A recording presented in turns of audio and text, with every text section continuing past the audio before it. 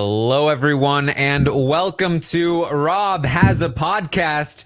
I'm your host, Aaron Armstrong, and we are here tonight to talk about the Wednesday night episode of Big Brother 24 here. And quite a lot to talk about for tonight's episode. Episode 3 of Big Brother 24. I am filling in for Rob. Rob, unfortunately, was not able to be here tonight. His internet was a little floppy, didn't perform up to standards. Oof. And it didn't look, it happens to everyone. And we're not going to judge him for it, you know. But it did get a little floppy in his internet. So we're unfortunately going to have to move on without him. But for now, let's talk through what we've got here. With me tonight to talk about tonight's episode, we've got Matt Scott. How you doing, Matt? Yes, happy to be here. I don't have any experience with floppy internet. I don't know if that's the reference. Happy to be here, and happy to be a proud son of the best place on earth, Newark, New Jersey, or just outside of it at least. So good to be here with you, Taryn. Is that how you're so happy? Yeah, that's it. It's literally the greatest place on earth. I don't know how it's been the best kept secret, but now everyone knows. Go to Newark, visit Newark, join, go do everything in Newark. There's so many things to do in Newark, right? Like roller coasters and slides, maybe. I don't know. And just happiness. Yeah. Apparently. Also with us tonight is Melissa. How you doing, Melissa? I'm doing great. I had a little trouble watching the first little part of the episode prior to the first commercial break. I feel like I got it, but just with captions on, and then like some people will understand why. But and then I finally got on a good stream, and now I'm caught up, I think. So yes, good, yes. Ready to talk. Your stream was not floppy. Right, it was luckily. not a floppy stream. It was very soft. I don't know. I can't anymore. Let's just I don't know. Everybody forget it. We're moving past it. Let's just talk about non-floppy things. Clips forever. We are going to talk about tonight's episode. Let me make a prediction. My prediction is that we are not going to be very pleased about this episode in general. We are probably going to be talking about our displeasure with how this episode decided to portray some things. If that is going to annoy you and make you type rapidly at us, then now's your time to bounce out, I guess. Because man, was this edit real bad. Yeah, not great. And even as someone who I've been trying to protect my peace as much as possible since the season started. How long? You said 3 months. It feels like 30 episodes in at this point with just how much Big Brother we've lived this summer. But yeah, very clear there were things missing in the episode. It just didn't all add up. And I hope that casuals are able to pick up on that too. And Taryn, of course, you do an amazing job filling in all the gaps. But there were a lot of gaps in this episode. Yeah, so I do want to say that I thought about this and I reached out to my mom as a casual viewer, and because I felt like we need to know litmus test what the casuals feel and think happened after watching this episode. So I literally called her right before we got on and I was like, Mom, is Big Brother airing right now where you are? They never watch it live. They always watch it taped. They don't like to watch the commercials. I said, please watch it right now. She's like, but your father's outside. I was like, it doesn't matter. Just watch it. I'm going to need you to watch it. And I want you to text me. I said, text me the whole time you're watching it, whatever you're thinking, whatever you're like feeling. I was like, I'm going on the podcast, so I can't talk, but like, just text me what you're thinking of each person and what's going on and what you think like the truth is and everything. Like, just tell me what you're thinking. And so it's been interesting so far. I mean, she hasn't watched that far in it, but I can keep updating like as we get stuff from her, because I would really like to know, like, I mean, obviously she doesn't speak for everyone, but it is interesting to hear like what someone who doesn't really know what's going on will think is the truth in this situation. So far, like literally 5 seconds into it, she says, Paloma, ew. So I don't know. Yeah. I guess they're getting that vibe. Yeah. She said, Michael, guy with glasses, good. Mm. And then she said, Taylor just having fun with boys with outfits. And then she said, people are not standing for Michael. What the heck? Dad says they're ostracizing him. Yeah, and Indy won't help him with the veto competition. What would Janelle do? Love it from Michael. So that's what we're at This is so thrilling. This is love thrilling. I love your mom trying to figure out like what you're looking for. Like, Right. She's like, I Yeah. don't know what you're like. I don't know what it is, which is good because it's like I want her to not know. Like I tried to be very non-specific of like what I'm looking for. So I said, just tell me everything. So the fact that she already isn't a fan of Paloma, and the fact that she's liking Michael, I feel like, and the fact that she said Taylor's just having fun and wasn't like, oh, Taylor's showing off or anything like that. It was Yeah. literally just Taylor's just having a good time. So like the hope is that, and obviously they didn't portray that as I would have hoped, because, you know, they didn't show everybody like basically forcing her to try this stuff on and egging her on and being like, you know, oh, come on. Yeah, you look hot, blah, blah, blah. Like they didn't really show that it wasn't just her. I mean, the way that she's in the DR being like, of course I brought a bunch of outfits or whatever. And then it's like cut to her trying on all the outfits and forcing everyone to watch her in them. Like, I just feel like that wasn't exactly how it went down and how I hoped they would show it. Yeah. And first of all, I'll say your mom is definitely the mom voice of the people. So I hope we keep hearing from her, not only in this podcast, but in general. But also, yeah, that was the big, one of the big egregious things that was missing from the episode, like people actually encouraging her to try on her clothes. But even then, like clothes are meant to be worn, and you know, maybe she just wanted to try them on, so I don't know, that didn't even seem that bad. Clearly I agree with your mom. Taylor was just trying to have fun, and then everyone, even in what we saw, was still egging her on along the way. And so it's really awkward when there's this perception behind someone's back, and I'm sure we'll get into it along the way, but it's like there's no way for her to know. It's not that she's not self-aware. She's just not aware of what she literally has no way of knowing because you won't tell her. So fun times. Yeah, I think that you know, we will talk through the episode, but I think that you know, if you are seeing any of the response to this episode, you don't know why. You're like, I mean, it seemed like, you know, it seemed like Paloma was the villain. It seemed like Taylor was innocent for the most part. You know, you may have gotten that impression from this episode. I think that was, for the most part, what they were going for. I mean, Paloma was getting evil music behind her. They clearly showed that Paloma was lying in the situation involving Taylor. However, I think that what they were trying to do was kind of cop out of the situation, in the sense that they wanted to show, yes, look, Taylor is innocent here. Paloma is doing some stuff that people are believing in you know, false things. And then so they can be like, oh yeah, see, we didn't make out Taylor to be the bad guy or anything. Taylor is sympathetic. But what they're not doing is showing the full extent to which Taylor has gone through a number of different things, and all of the other things that were happening and being said about Taylor prior to these things happening. And they even fudged around with the order of operations here, in terms of when the decision was made to nominate Taylor and why, including when she cried. They decided to shift around, just to sort of make sure that it was all a little bit nice and tidy, in terms of which is usually what they do. But in this particular instance, you're literally getting articles written about you, and you know, like, this is a big thing that's happening right now, and there's people that don't understand why, and it's difficult to explain. So I think it would have been considerably more responsible for the show to portray it in the way that it needed to be portrayed. I didn't expect it to happen, but I'm nonetheless disappointed that it didn't.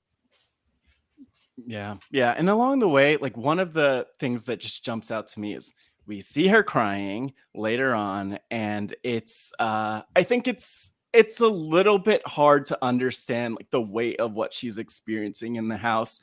in that context, like, you're crying, but this is Big Brother. Like, this is what happens. People are nominated. Are you upset that you're nominated and people are putting a target on you? Like, what's going on? And we need those gaps filled in so that we don't have people like, don't come for me, but the Facebook comments going on she's being a crybaby or whatever we'll get from that. And so, it's reality TV. It would be nice to get a little bit more of the reality in it. Yeah, I feel like it's like they tried so hard to create or to have like a cohesive, easy to understand narrative of like, oh, she said this and Paloma thought she was throwing her under the bus, so she, made up this lie and said it never happened. And then Taylor, that's just the way Big Brother goes. And now Taylor's sad because she's been nominated or she thinks she's going on the block or whatever. And then, but it's not showing that it's not that. Like it's not just, oh, this misunderstanding. Now Taylor's on the block. Now Taylor's crying because she thinks she's going home. Like there was way more to it than that. I understand why they tried to make it more succinct, and because I do feel like there's a lot to it if we tried to incorporate everything. But I do feel like it did seem like the girls were all like, we should all work together as girls. And then Taylor was like, I don't know if I believe that. I'm going to go talk to the boys because I don't really know if I want to do a girls versus boys thing. But the girls weren't even talking to her at that point. Like the girls were already ostracizing her. They didn't want to work with her. That's literally one conversation that they had with her. And I don't think they're doing a good enough job of showing that this ostracizing happened long before this whole misunderstanding. It wasn't the misunderstanding that was the catalyst. It was nothing that was the catalyst. It just, I think the biggest takeaway that I would give to somebody that has not been keeping up with the updates or the feeds or anything like that, and again, this is no spoilers. We're all talking entirely about the timeline that we have experienced in the show so far. On the show, they showed this conversation between Taylor and Monty talking about Paloma as the catalyst for Paloma to then spread it around that Taylor is lying. And then it got to Daniel, and then Daniel decided to put her up because of that. In reality, by the time Monty asked Paloma about that conversation, Taylor was already going up on the block. That decision had already been made. You might ask, well, why? If not for that, because that's what they showed on the show. The dress situation is one of the reasons. And there are a bunch of other reasons that, again, would be too difficult to rehash yet again in this recap. But they have been detailed extensively in the live feed updates and the roundtable and all of these different places if you are interested. But the basics of it all being that Taylor never had a chance. And in my eyes, the defining argument, the thing that really changed Daniel's mind, because he had been thinking about putting Indy on the block, the thing that ultimately seemed to shift his opinion was Pooch telling him, well, we know that that Taylor is going to blow up when she goes up on the block. And so would you rather have to deal with that for a whole week because people will be scared to do that? Or would you rather deal with it for just a couple days if you put her up post veto? And Daniel quoted that argument later in the night. And it was after that conversation that he seemed to change his tune and said to the cameras that he was leaning toward nominating Taylor. Obviously, Pooch is entirely absent from this episode, despite the fact that I did see him as, again, one of the biggest catalysts for the nomination in the first place. So that's the kind of thing that we're talking about when we mention that, like, they are definitely, not showing some things that I think a lot of people would have liked to see, especially because trying to explain this to people who aren't watching or aren't paying close attention is very difficult. And when you say that Taylor's being treated unfairly, somebody who watched the episodes only, they may have gotten the sense that Taylor was innocent, but they might respond with, well, it's just a game. She just didn't do it right. She shouldn't have trusted Monty, whatever it is. And it's going to be very difficult for that person to explain, like, well, no, there's a lot more to it that you just haven't seen. And that's the thing that frustrates me, because we and they should be better than that, considering that this is exactly what happened in Big Brother 21. And to this day, when people talk about Big Brother 21, it's, well, she didn't talk to the HOH. It must have done something. And that's a frustrating thing to experience, especially when people are watching after the fact. They don't have access to the feeds in real time because they're watching years from now. And this is, the thing that, is going to have to be like follow Taylor around for a long time if she's anywhere near this community. And so it's frustrating. And that's why I am one of the reasons why I am frustrated by this episode. Also, I feel like his speech in the end, is going to be really confusing to people who are watching, because even if it's she told Monty that Paloma said that, right, what does she really have to apologize for? You know what I mean? I feel like there wasn't really that connection of you need to make some apologies to people and what happened. So are they going to sit there and for the next episode show her campaigning as her just going around the house apologizing to everyone? Because she has done that. So is that what they're going to do, is just be oh, and now Taylor goes and apologizes and everyone says we're all good here. It wasn't me who had a problem with you. It was someone else. And then everyone just says that. And then, turns out there's no problem actually, or whatever. It's I don't really know. I don't know where they're going with this edit. I mean, I'm hopeful that, and the other thing is I started to question what the edit was going for, because at first I was oh, they're trying to show, because they kept flashing back to Paloma saying that, and I was oh, okay, they're trying to show Paloma's lying. But then Paloma had a DR saying I can't believe she'd do this. Then Jasmine has a DR she was there in the conversation saying, I can't believe she would lie about Paloma. So then it's wait, so are we supposed to think she did actually lie, or that Paloma said something else, or that she misconstrued her words? Because Jasmine was in the conversation. So if Jasmine thinks she lied, then I don't know. And then it was Amira being well, hopefully Paloma's telling the truth, but it doesn't really there's no DR of Paloma being look, I know I said these things, but I got to protect myself or something like that. So that's why I'm very curious to see, what my mom thinks and my dad while they're watching the episode, because I even kind of was what are they going for here? So I don't know. I think that's a great point. And the other thing, just in the maybe stepping back a little bit from what happened in the episode itself, but thinking about the gaps, is that it says a lot about kind of who they're looking to protect in this case.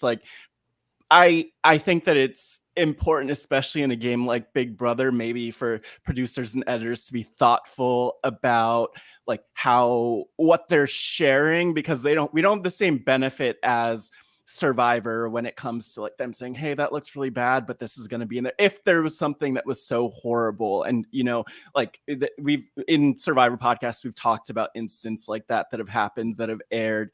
In this case, I mean, it's tough because them not showing what actually happened, to be selfish for a little bit, puts us in an awkward position where we're screaming this is what's going on in the house. And thankfully people listen to and believe what we're saying in the live feeds and what's shown. But the other thing is, it puts Taylor in a horrible position first and foremost, where if she leaves the house, like you both were saying, this will follow her along the way and be something that she has to carry. And so they protected Paloma and stayed away from some of the controversy that would come up in the case, and actually I guess protected a lot of people in the house, but kind of threw Taylor under the bus. And it's really sad to see, because I don't know how she's gonna be able to deal with that. I mean, it happened, so it's not like they can go back and say, oh, well, actually this isn't what happened in the Big Brother house, because they established that narrative and it is what it is. They're not going to change that going forward. Mm-hmm. Yeah, so frustrating stuff, but let's talk a little more about the episode itself. We did see early on the Taylor fashion show, and we saw that the reaction to the Taylor fashion show seemed to be very different between the men and the women. The men seemed to respond with oh wow. And the women seem to respond with wow, flaunting, eh? But it's weird too, because I think it was Jasmine even who's like, yeah, like do it. Like they all seemed like they were encouraging her along the way, and she was just going with it. And then you have the DRs, of course, where it's like, oh, I don't know about that. That's a bad choice. You should be more self-aware. So again, it's odd. It must be a really odd situation when it seems like everyone's like really egging you on to do this thing. Like, did Taylor feel like, look, she's in the Big Brother house. It's her summer off from being this beauty queen, future Miss America, probably. But at the same time, like she's working for them. She was walking the catwalk in the Big Brother house. They should have paid her. They should have tipped her in the moment. Instead, we see her almost on the verge of being kicked out of the house, allegedly in the narrative of the episode because of doing that. So odd again that trying on clothes could lead to such a strong reaction, at least in the narrative they were giving us. Plus, think about it. If she were to have said no, right, and been like, everyone's like, come on, try on the outfits. And she's like, no, I'm not going to do that. It's like, first of all, they would be like, oh, okay. So now she's like not going to have any fun. She just like thinks she's better than us because she doesn't want to do a little fashion show when we ask her to. So you get that. Or you get her saying like, no, like, I don't want to do that because it would like make you guys feel bad. And then it's like, oh, so now she thinks she's better than us because she's thinking, well, we're going to feel bad. It's fat shaming or whatever. And it's like, she literally can't win. She either tries on the outfits because they ask her to, or says, no, I'm not going to try on the outfits. And then seems like a poor sport. Like, I don't think there was any good situation there. Like, I don't know. There's no winning for Taylor in any of this. Well, as you can see, I decided to flaunt tonight. You see this finale outfit that I'm wearing. Yes, Mr. Big Brother, get wow, it. You're Yes. looking so good right now, Taryn. Yeah, I love the finale outfit. Oh my God, Matt, hopefully you don't vote me out. Can you believe that Taryn, like, he thinks he like is gonna be on the finale? Like, so I'm sorry, full of like himself. Rob takes the finale podcast. Like, that's not a Taryn podcast. Like, he can guest on it maybe, but like he's doing it for attention. Doing it for attention. He's as always. He's not a That's podcaster's Taryn. podcaster. No, come on.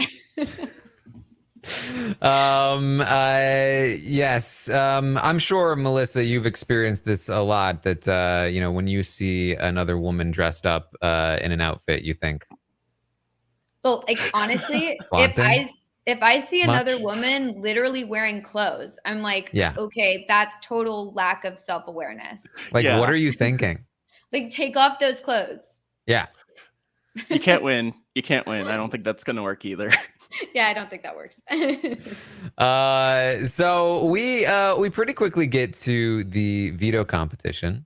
And of course, the lead up to the veto competition includes WWJD. What would Janelle do? Yes, that's really the question. I mean, I don't know why that's not more of a thing in Big Brother. That should be like the question for everyone, every veto. They should have a statue of Janelle like in the backyard at all times during each and every veto competition. I loved this. I appreciate this from Michael. It was like bringing fun and lightness into the Big Brother house and a lot of what we've been talking about. And I love his approach of this kind of like positive psychology of like, I could do this. I just need to tell myself I'm going to win. And I believe in that stuff. So I don't know if that helped him get that one extra ring at the end, but I don't think it hurt.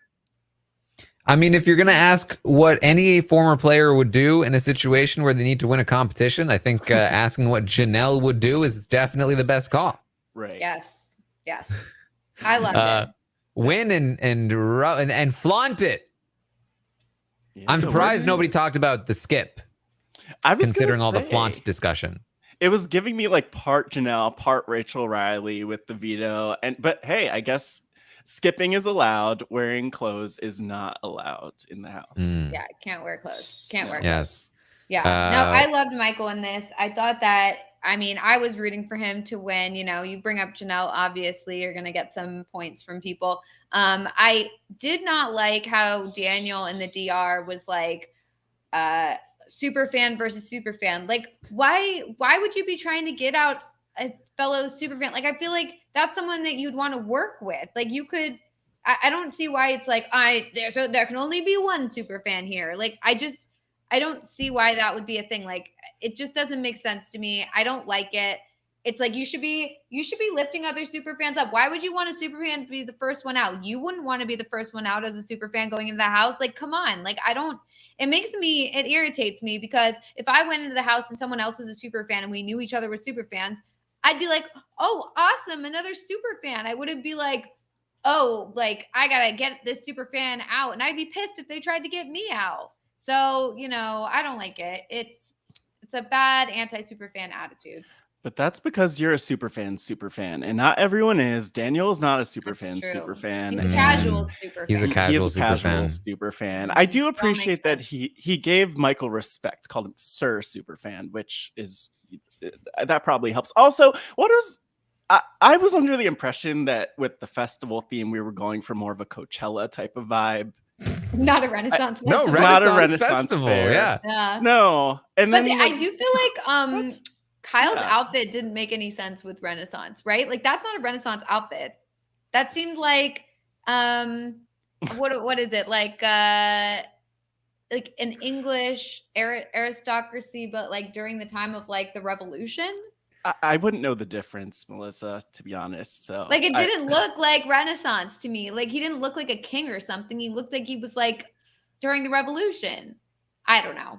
Maybe this was like going for like music festival, but with a medieval times type of theme, like they're like, no, this is definitely not the Renaissance fair. This is like us just pretending that we're doing the Renaissance fair, but actually at a music festival. Like, I don't understand. Again, I was looking for Coachella. I thought that there'd be like raves and other stuff.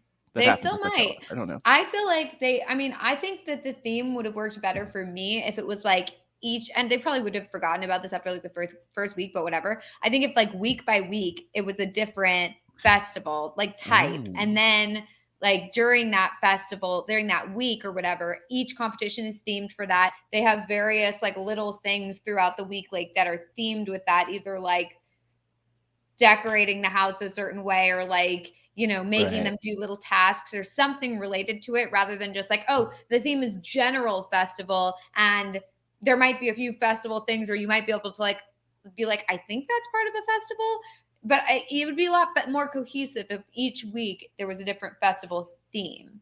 Is what is it? The Fire Festival? Yeah. Is that theme? Would be one of them. Would be one of them. Competition is just you go out to an empty backyard and whoever decides to just give it up and head inside first is the winner of the competition. They realize that there was actually nothing there.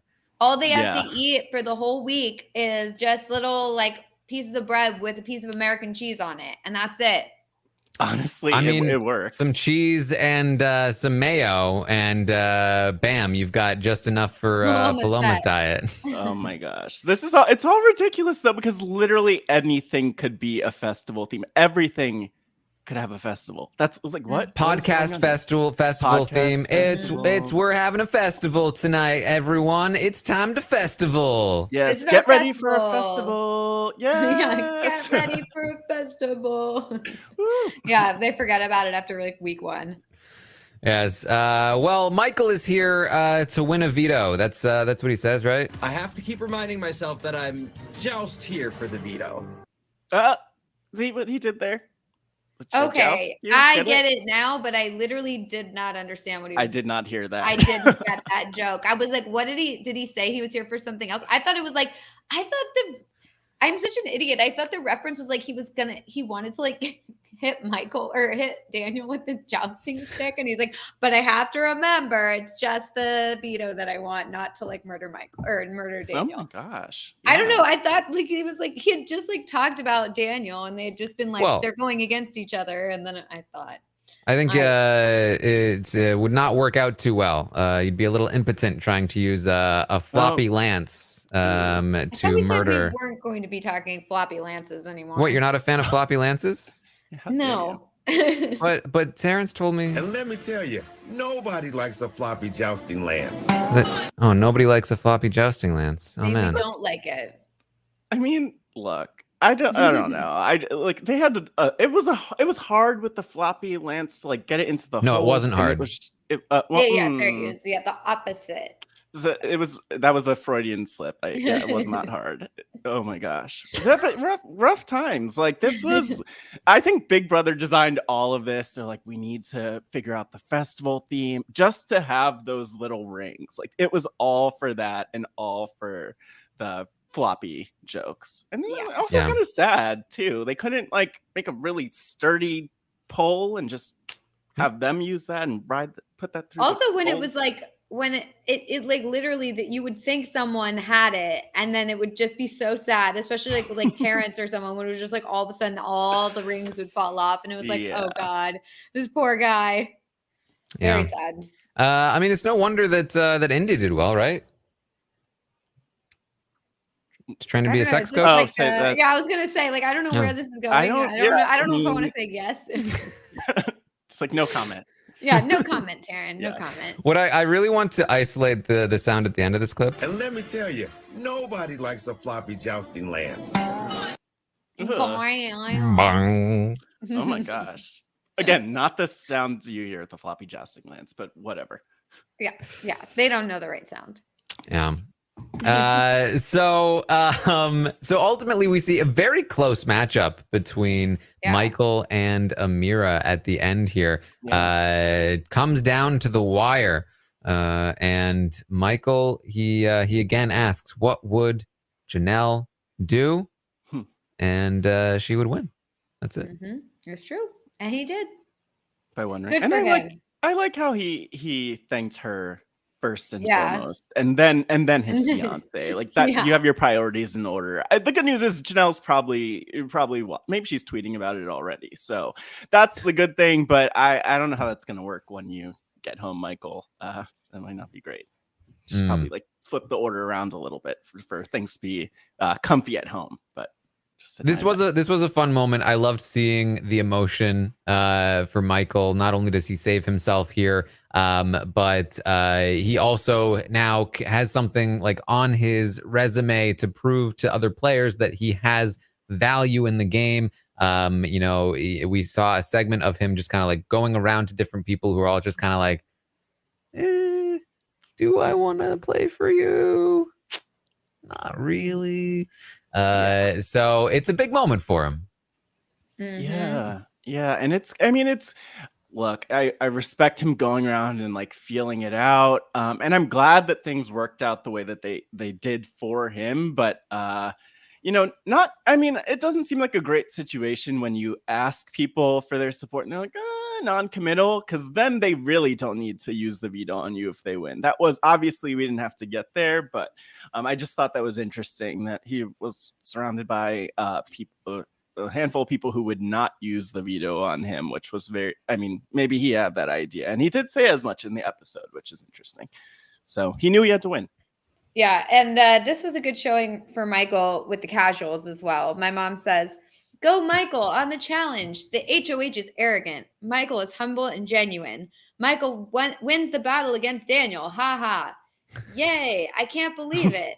And then she says, shoot, Amira and Michael are tied. I'm nervous. Still tied. Ugh, go Michael. Michael won. Woohoo. I don't mean to be partisan. So Michael had a very good showing. So I think the casuals are really liking him. So I hope your mom's ready for everyone in the comments to call her biased. Can we say biased commentary? What? Drag Melissa's mom. Drag her, everybody. Yeah. No, please don't drag my mom. Oh boy. Well, Michael has won the veto, and we get what is probably the 7th eye roll from Paloma to Taylor after this moment. Of course, my baby. Joseph saying, of course, my lady, to Taylor. Grapes were being fed, and we get Paloma like a...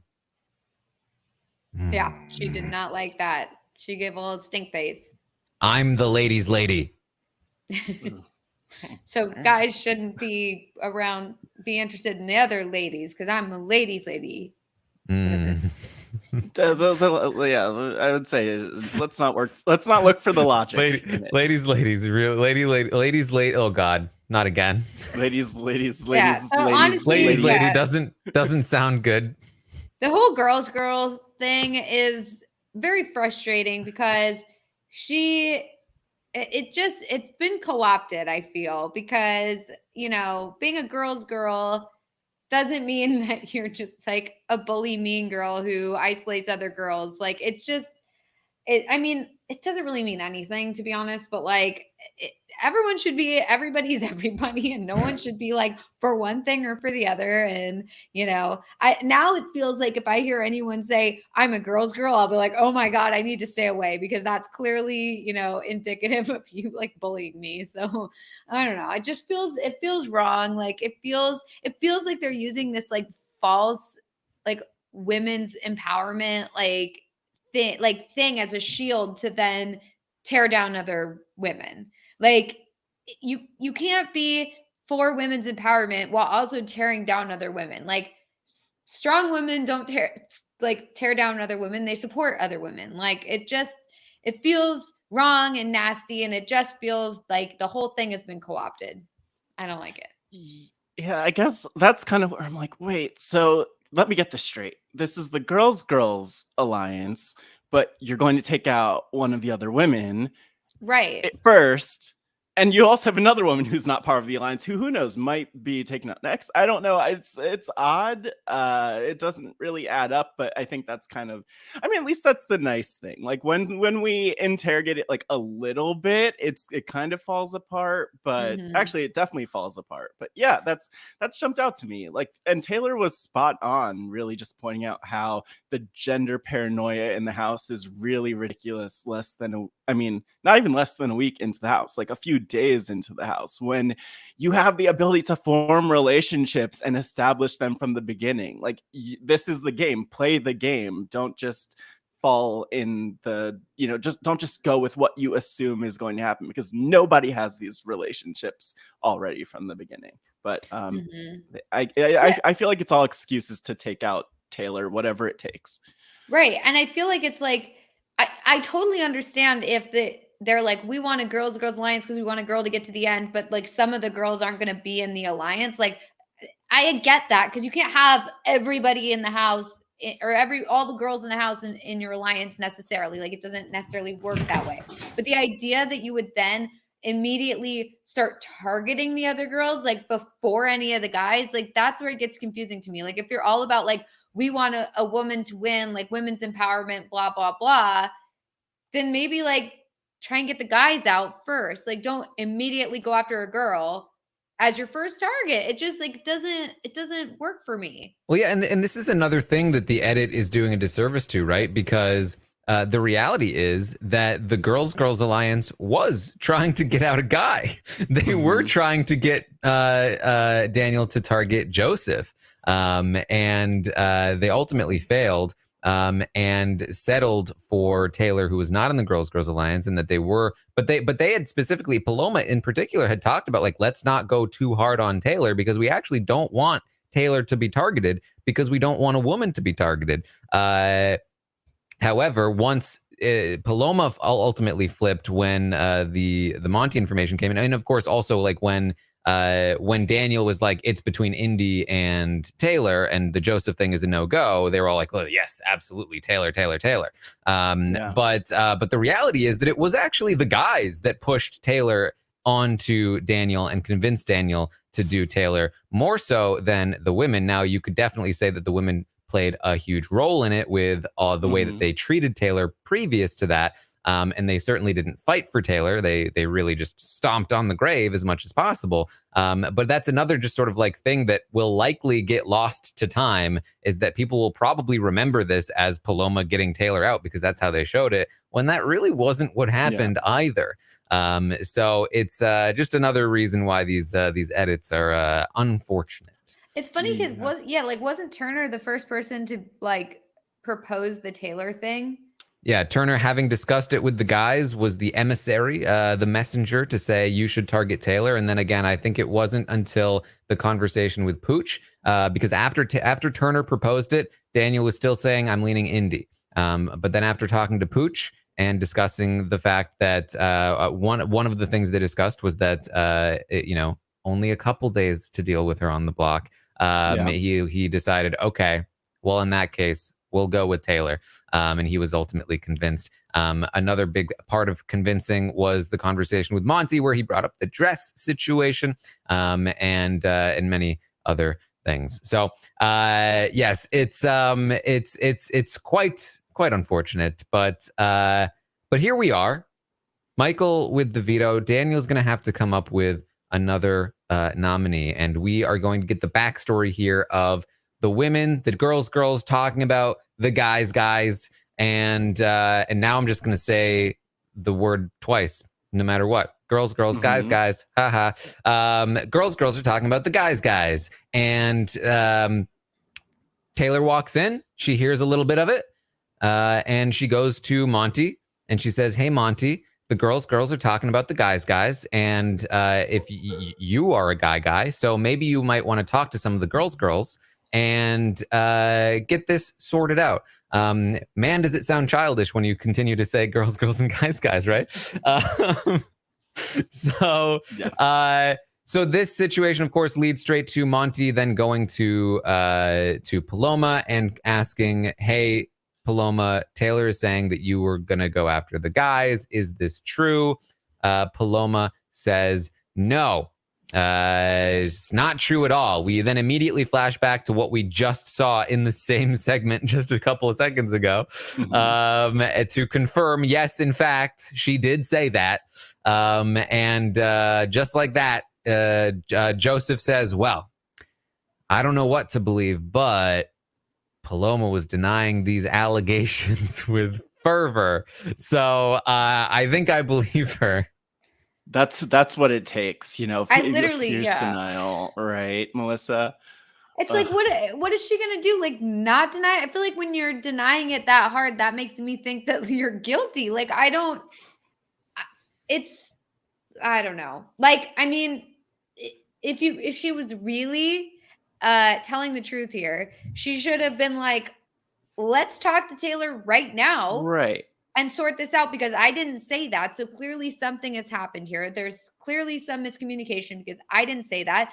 Let's bring Taylor in. And instead she's like, let's not like say anything to Taylor because like we don't want her to like blow up. So let's wait until later. And it's like, that would make me feel like, okay, wait, why are we waiting though? Because if we bring this up to her now, we can like get to the bottom of this. And then we can explain like, okay, well, because you lied, you're going on the block. Like, I don't know. I wouldn't believe Paloma, but I mean, I don't know. I just like that he referred to it as the allegations. Yeah. Yeah, that was a little intense. But I will say, he's a lawyer. It's true. Very official terms. Sometimes you forget. Yeah. Yes. He's very good at hiding the fact that he's a lawyer. Yeah, I was going to say, I definitely forgot for a minute, but it's hard because, like, okay, we see Monty hear this information from Taylor and then goes and talks with Paloma. Where's the part where you go back and talk with Taylor? Like, where are we getting that? And there's a lot in this episode of people talking about Taylor in many instances and not with her. And I'm like, they did cut to a shot of Taylor eating yogurt during that segment when Monty and Paloma were talking about. I'm like, where's Taylor? What's she doing? Talk with her, bring her in, blow it up, call a house meeting. I don't know if you're so upset, but I don't think anyone wanted to actually find out the truth in this instance. They have their target, and that works for everyone because it means everyone else is safe if she's the one who's going home. Yeah, I mean, I think the biggest problem is that, they were busy talking about her and instead of watching her eat yogurt, because if they'd seen her eat yogurt, they would have known. Good people. They would have been pissed. They would have been pissed at that. Like, come on, how dare she eat yogurt? And it looked like plain yogurt? No, who do it you was think not you plain. are? Yeah, okay. There's no way it was plain, Taryn. Don't be ridiculous. Yeah, how dare you? Oh, Taryn, thinking it's okay. Never. Yogurt. Sorry. I mean, like, flavored yogurt. Who do you think you are? Well, you're better than plain. Is that it? That's better. Right. Mm-hmm. I do feel like I sort of like understand where they're coming from when it's like, oh, they hear that someone was spreading rumors and telling a lie, and it's the first week, and like, oh, well, there's our reason. There we have it. We don't even need to ask questions. We don't need to do anything. Like, this person lied. Like, the easiest route forward is everybody's saying that they want this person out, that they are a liar. So like, I'm like doing a good thing for the house and for me and for everybody involved by putting this person on the block, and we're sending them home. Like, I can understand where Daniel is coming from when he's thinking that, but at the same time, it's like, it's very frustrating I think, like, on the part of Daniel and as a viewer, like, it's frustrating because we know that these other people aren't working with Daniel. Like, he's kept out of these big alliances. It would be much better for his game to target somebody else and keep Taylor around. And Taylor even mentions that in one of her DRs, like, I would have worked with Daniel. And I feel like he had just been, I mean, he even said it himself. He had just been like, getting to know her, and kind of like he like cracking that nut or whatever. And like really like she was opening up, and they were really like bonding. And that's why in the beginning of the week, he had said, like, I don't want to nominate Taylor. And that's what he had said. And then the second everybody says nominate Taylor, he's like, okay, whatever you guys want. So it is frustrating because it's like, from an outside perspective, Taylor would have worked with him. She really liked him, and she could have been a strong ally for him. And he's going to struggle moving forward in this game because he doesn't have those big alliances. He doesn't have the solid structure. Even though he was first HOH, he squandered it. Yes. So what we see is this spreads like wildfire as everybody is being informed of what Taylor did. She lied. Oh, no. And we know that she didn't lie. And that leads us to, I think, my favorite moment in the episode, which was Monty talking about Taylor and saying that she tried to lie to him on camera. And he says this to Paloma, the person that actually lied to him. The footage is there. How do you think you're going to get away with telling me a lie on camera? Yeah. On camera? How do you think you're going to get away with that? Paloma, how does Taylor think she's going to get away with telling me a lie, Paloma? On camera, the footage is there. See, he missed the part where he's not in production, so he's not able to go like check the footage and everything else. That was like the one gap I would say in his life. Just a small little misstep is that he's not actually watching that footage. He doesn't actually see it. Small detail, yes. Like, why does Monty trust Paloma so much that, like, when someone gives him a heads up, like a warning, that he just completely dismisses it out of hand as a lie, and doesn't even want to, look into it or do anything. He just immediately trusts Paloma. I think it's twofold, well, multifold. But one is that this image of her that's already been painted, right? She's already a house outcast. Paloma is the darling of the house. Everybody loves Paloma. Everybody hates Taylor. Everybody's saying bad things about Taylor. So you're a lot more inclined to believe Paloma from jump. And then in addition to that, you have no incentive to try to believe Taylor if you've already been trying to get her on the block. Everybody's been trying to. That's what your alliance members were doing. It's not you that's going on the block. So there's very little incentive to investigate what the truth actually is. If you can just like scapegoat a person. And I think those are two like big factors for why it comes across this way, right? That he doesn't even want to look into the potential innocence of Taylor. He wants it to be Paloma that's telling him the truth. It's a much more convenient truth for him. I just want him to find out. I just want him to see what actually happened. I want him to know already. Maybe he'll be out of the house next, and then we'll be able to tell him. Yeah, hopefully. I mean, who knows? Yeah, I mean, I think the thing is, what he will do is he will say, I thought that might be the case. I think it was a little bit of a misunderstanding, and I think ultimately at the end of the day, it was Taylor, she was fine with it, and and like, oh yeah, we worked it out because she apologized to me, so we're all exactly good now. Like, he'll literally use that and be like, oh, she apologized for not communicating it properly to me, like. The fact that, I don't know, whatever. Well, yeah, and hopefully with more context, and I hope this for everybody that goes through this experience, that hopefully with more context they are able to actually own up to their mistakes and apologize. But yeah, it's I think in the house we will not see Monty be like, no, oh, I got it wrong. Oh boy.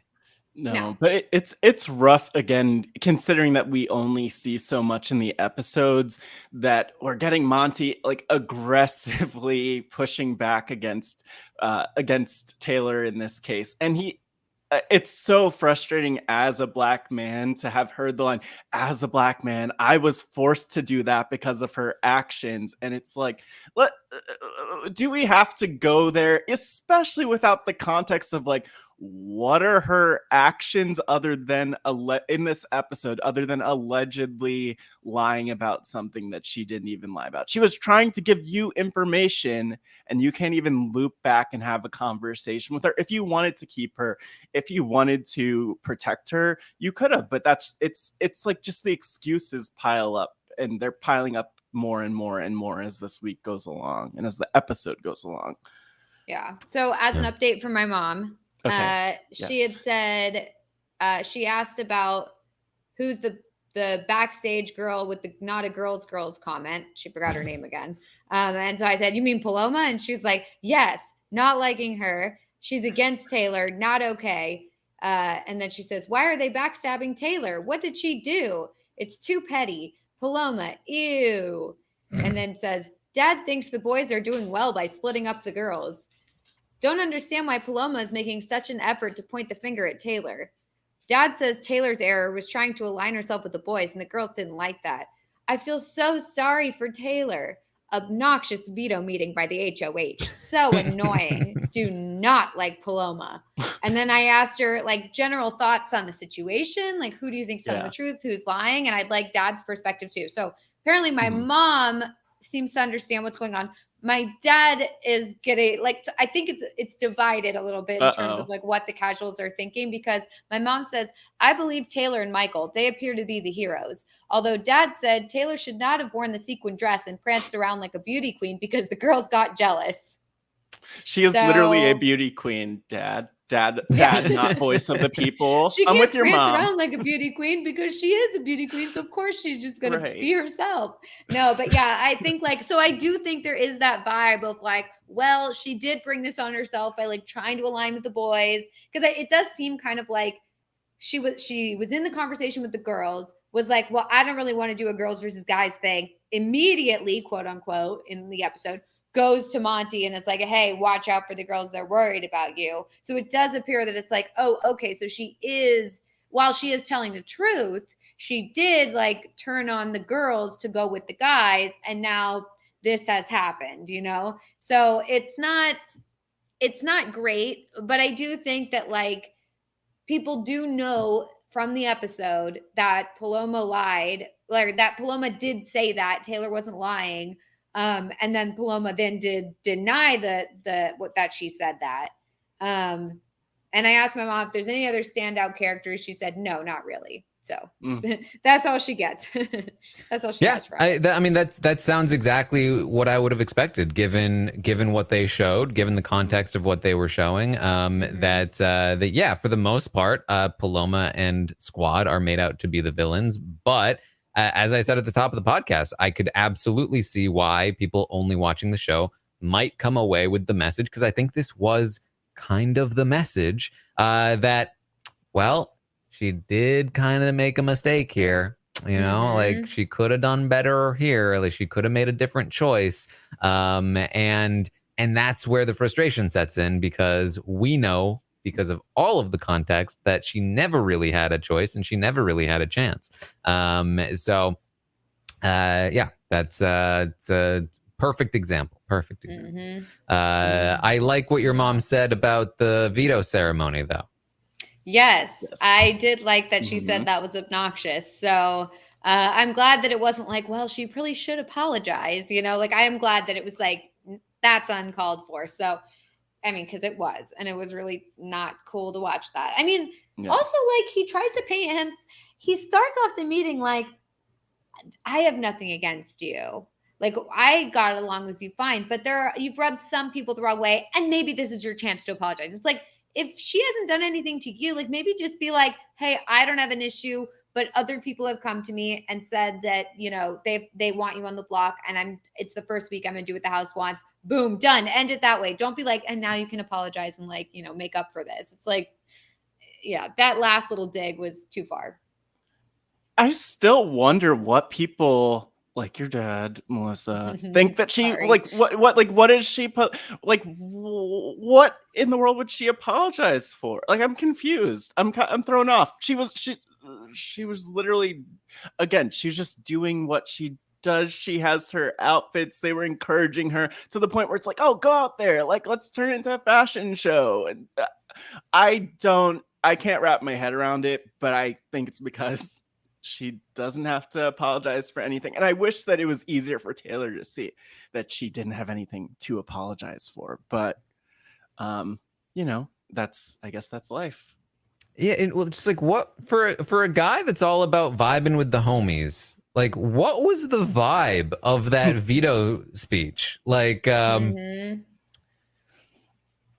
my replacement nominee is Taylor. I have nothing against you personally, but you have done some things that you need to apologize for. And it's like, dad vibes.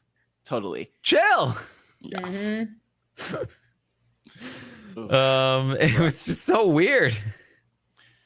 Yeah, but it's weird, but then, like, I guess it's just okay. Like, that, like, everyone was so in on Taylor being out that it's just like, you could get away with that. And it's bizarre. It's very bizarre to be that aggressive. You don't even have to say any of that. You don't need to, you know, be the authority figure. Like, you need to apologize. Go to your room. You know, we really could have been a lot more chill about it, or made up some other horrible excuse. But I mean, I think that just speaks to Daniel's game. Yeah.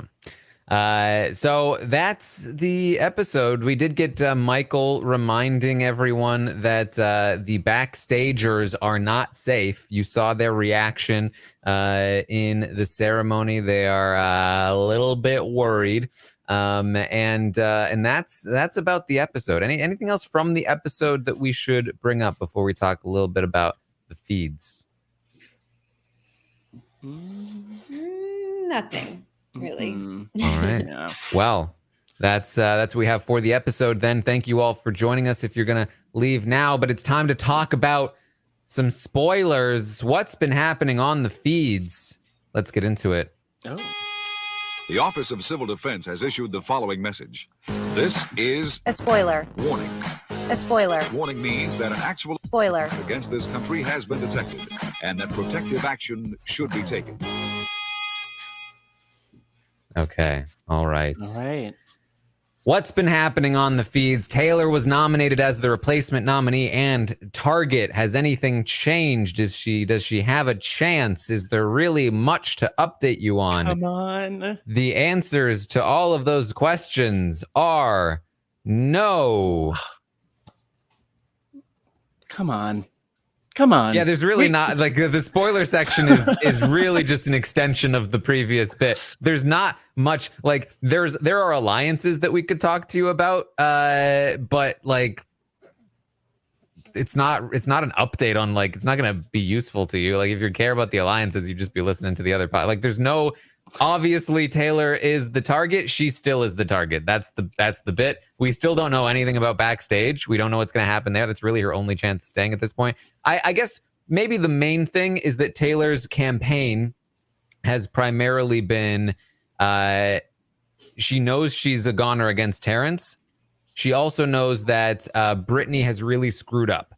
And I guess we can give you a quick update on that Brittany in the Girls Alliance decided to rat the girls out, particularly Amira, to Pooch, in the hopes that if Pooch has some kind of power over the backstage situation, he might choose to save her. So he told Pooch that Amira wanted to target him. Pooch immediately told Amira, and now Brittany has been sort of shadow banned from the Girls Alliance. They all know that she ratted them out. They're all pissed, but they have not informed her that she's not in the alliance anymore.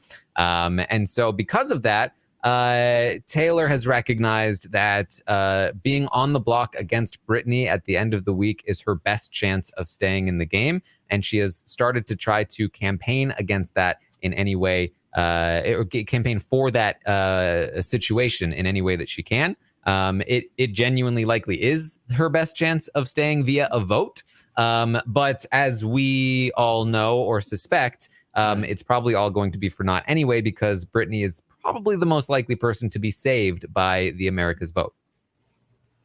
So kind of useless information, but yeah. And I mean, at this point too, like if anything would have changed, like if Taryn, if you would have told me like everything's turned around, everyone wants to keep Taylor, Terrence is going out, well, but actually it's going to be Paloma because of the twist. Like we know this now. I don't know. Like that would have been horrible. Like at this point, they've dug such a deep grave with Taylor that's like, maybe in most of the house, but I mean, I don't think Taylor has a vindictive bone in her body to do something about it. But at this point, it's like, just let her go, because this is just not fun for any of us to watch. Again, selfishly for us, but also like you have so much egg on your face at this point. If you're Paloma, or if you're someone who's aggressively pushed against her, that she's got to go. Like you've passed the point of no return.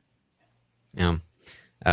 Really, the only other major thing going on at the moment is that if you've only been watching the episodes, you've seen Paloma as the main character, as the primary driver of strategy in the house. And she's even gotten the final diary room session, both episodes in a row, 2 and 3. We've been making bets on that during the Twitch streams. And that could change, maybe not being a prominent focus of the episode. She probably will still have a presence because of what's been happening, but strategically she has definitely started to take a back seat because she is just talking a lot about being in a simulation. Right. She has been going off on these rants, and people are starting to be concerned for her health. And I think the sort of like the biggest clue that something might actually be wrong is that especially today on the feeds, they're being very careful about showing her on the feeds. It seems as though they're trying to avoid. We're not seeing a lot of Paloma. She's been in the diary room a lot. So it seems like there's definitely been some checking in on Paloma. Is she okay? You know, obviously, again, we don't want to speculate too far in terms of what's going on, but there is something seemingly perhaps going on, and we may find out, you know, if it's going to be resolved or if it's going to be something that continues. But the takeaway should be that strategically, she has definitely sort of been taking that backseat and not driving the strategy quite as much as she had been in the time period that the episodes have been airing so far. Yeah, I think like, I mean, for me at least, watching her in the episode, like having conversations, it was very apparent that her current method of like having conversations with people is very, very different from the type of speaking and conversations that she had just a few days ago. And, you know, I hadn't really noticed that because I always knew that she did talk very fast, and it was kind of just like sometimes like all over the place when she was talking, just because she's very energetic and was very talkative.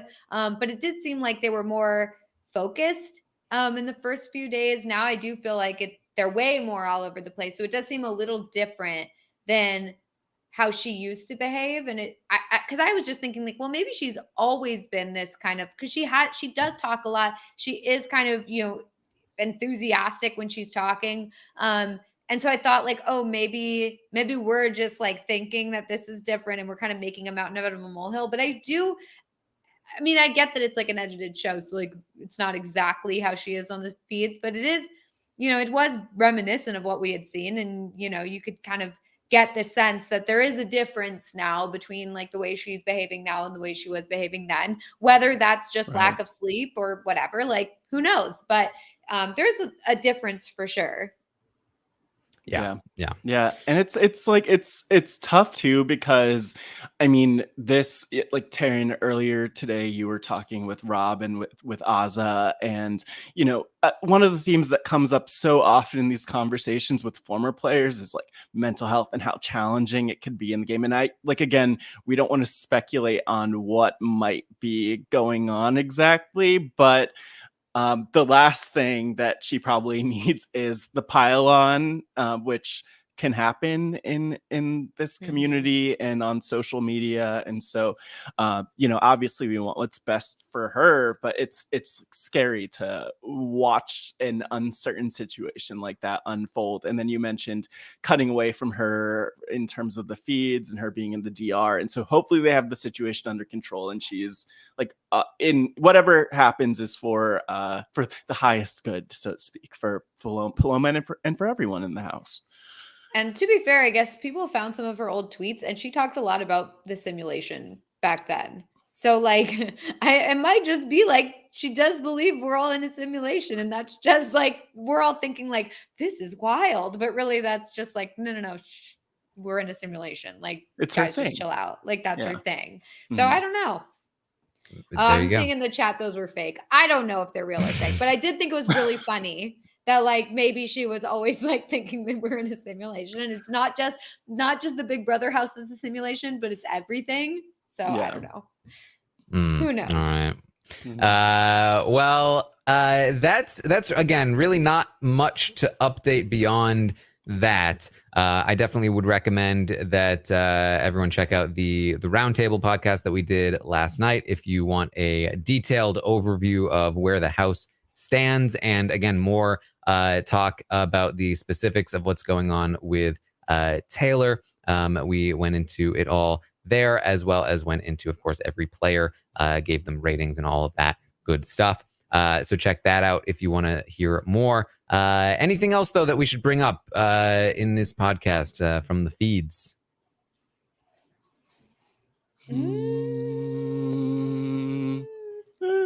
We're about to burst out into song.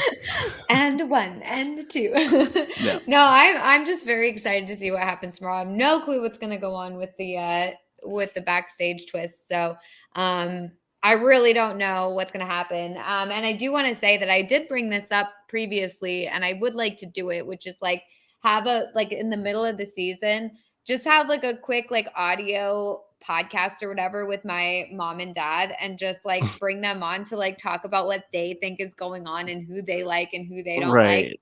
They did not want to do video. So I said, no video. We can just do audio. So like, I would like to still do that. And it seems like people are already enjoying their comments and their commentary. So yeah, I'm still thinking about doing that. So. Oh my gosh, that's going to be thrilling. If who knows if that happens. Yeah. So that's the current plan, is to do it like midway through the season, I think. And then maybe like one at the end if it works out. There you go. Well, of course, as Matt mentioned earlier, we did have an interview with Azza that took place earlier today. It was live for the patrons, but it is now out on YouTube, and I'm sure in the podcast feed for everyone. If you want to check it out, I thought Azza was fantastic. So you can go and hear what she has to say. And I will, of course, be back tomorrow morning, 11 a.m. Eastern, to update on everything that's happening here today on the Big Brother 24 live feeds. Tomorrow night, I'll be live on Twitch watching the eviction episode with all of you. We've been doing these prediction things in the chat. It's very fun. I'm sure there'll be lots to try and predict in terms of the twist and everything tomorrow night. So tune in as we watch live over on Twitch, twitch.tv/Darren Armstrong. And then, of course, after the episode, we'll be live here to recap all of it here on Rob as a podcast. And then on Friday, I'll be live with Rob again in the patron group to do the Q&A, the Big Brother Q&A. Those are always a lot of fun. You can jump on a call with us and ask us a question, and we will do our best to answer. So those are always a lot of fun. Matt, what have you got going on? Yeah, so you could find me over on the Wrestling Wrap Up talking about professional wrestling. We actually had an episode this past week with a couple of casual / non-fans. So if you're not a wrestling fan, that's a great episode to listen to of the Wrestling Wrap Up with my co-host Mari Forth, who Taryn, you stole from me for the live feed update today, but that's okay. I understand. There's enough Mari to go around. And so the Wrestling Wrap Up, you can check that out at robhasawebsite.com/wrestling feed. Other RHP podcasts, we actually just wrapped The Pride Has Spoken in June, which was all about Survivor and LGBTQ plus representation with Dr. Evie Jagoda and Grace Leader. So if you are a Survivor fan and missing some Survivor content, check that out at robhasawebsite.com/pride feed. Pod Friends, interviewing podcasters in this RHAP universe is amazing. And actually, the next episode's coming out on Sunday with the one and only Shannon Gus. And so again, if you're missing Survivor, it gets mentioned there. And also if you're missing Survivor, so if you're tired of the Big Brother season already, I was on this live reality game, Survivor Philly. Maybe some people heard the first one. Bryce and Wendell were part of it, and some other members of the community were part of that. And so follow me at Matt ScotchEW on social media and check out the link in bio for links to all of those things. But that's what I've got going on.